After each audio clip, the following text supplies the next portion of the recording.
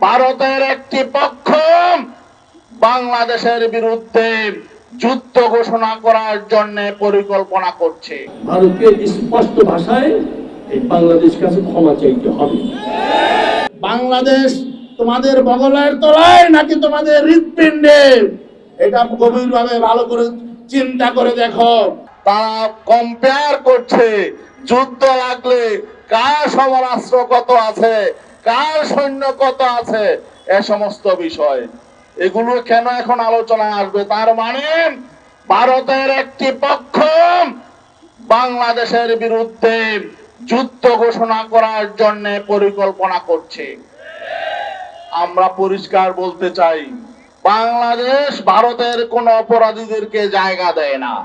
কিন্তু আজকে বাংলাদেশের সবচেয়ে বড় অপরাধী জালিম শেখ হাসিনাকে ভারত আশ্রয় দিয়েছে।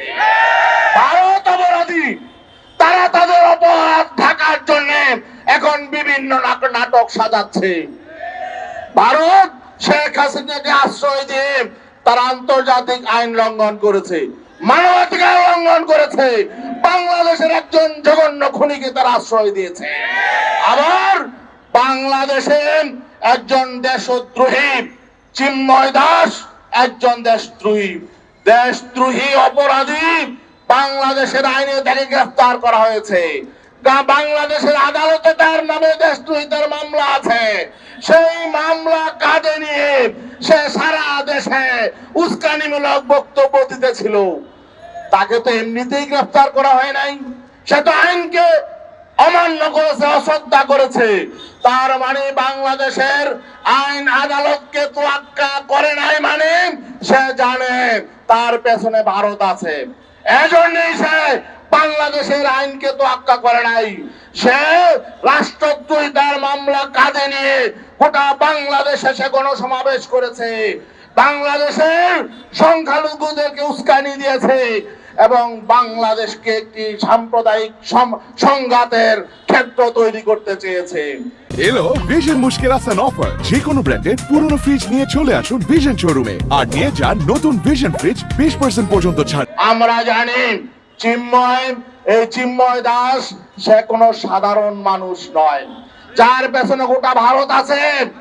বাংলাদেশের যে আমাদের যে শত্রুরা রয়েছে দেশের মধ্যে ঘাপটি মারা, তারা আছে তাদের পেছনে। আর নয়তো বাংলাদেশের একজন নাগরিক, বাংলাদেশের আইনে তার যিনি গ্রেফতার হয়েছেন, তার জন্য ভারতে কেন আলটিমেটাম দেওয়া হবে? ভারতের রাজনৈতিক দলগুলো কেন এই জন্য বক্তব্য দিবে? ভারতের পার্লামেন্টে কেন এ নিয়ে কথা হবে?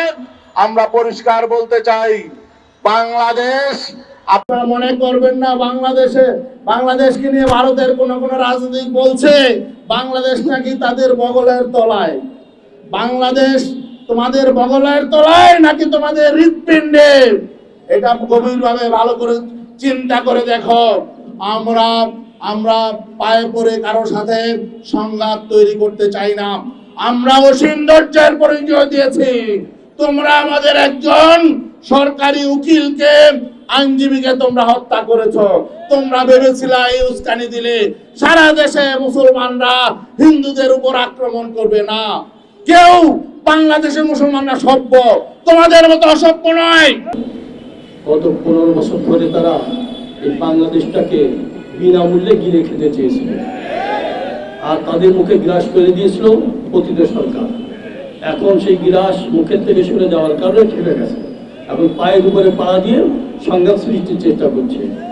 আমার ভাইজান জানেন আপনারা, এই যে আগরতলায় যে ঘটনা ঘটেছে, উপ হাইকমিশনের অফিসে যে আক্রমণ করা হলো, এটা আন্তর্জাতিক আইনের পুরোপুরি লঙ্ঘন।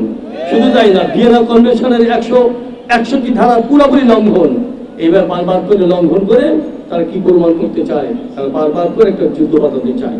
আমরা লক্ষ্য করেছি এই বাংলাদেশের মুসলমান, এই বাংলাদেশের মানুষ অত্যন্ত ধৈর্যশীল। বারবার করে উস্কানি দেওয়া সত্ত্বেও তারা ধৈর্য ধরছে। এই সুযোগে তারা উস্কানির পরিমাণ বাড়াচ্ছে। তবে একটা কথা ভারতকে জানা দরকার, এই বাংলাদেশের মানুষ অনেক বড় ধৈর্যশীল, ধৈর্য ধরতে পারে।